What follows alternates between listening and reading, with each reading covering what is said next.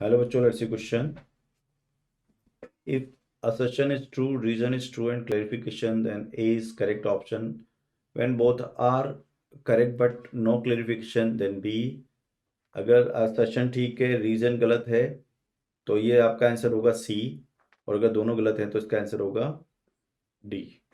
The distance up to which optics is considered increase with the decrease in the wavelength.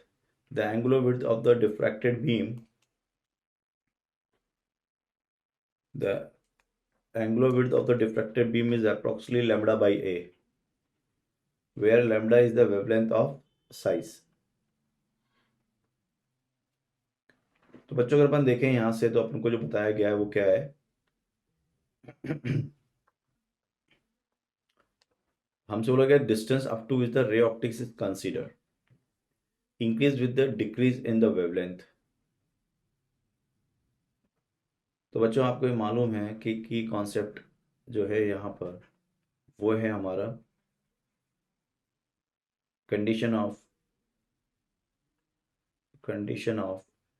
Diffraction.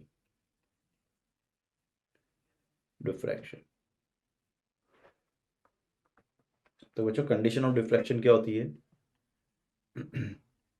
अगर size of obstacle is in the order of the wavelength lambda, then we say it is a diffraction. ठीक है. अब अगर अपन देखें यहाँ पर तो angular width of diffracted beam जो है वो कितनी होती है. एंगुलर विड्थ आप जानते हैं, इसको हम निकालते हैं. Angular width beta is equal to lambda by ए.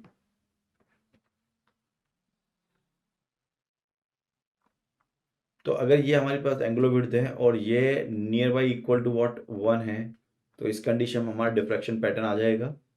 और अगर नहीं है तो हमारा डिफ्रैक्शन पैटर्न नहीं आएगा.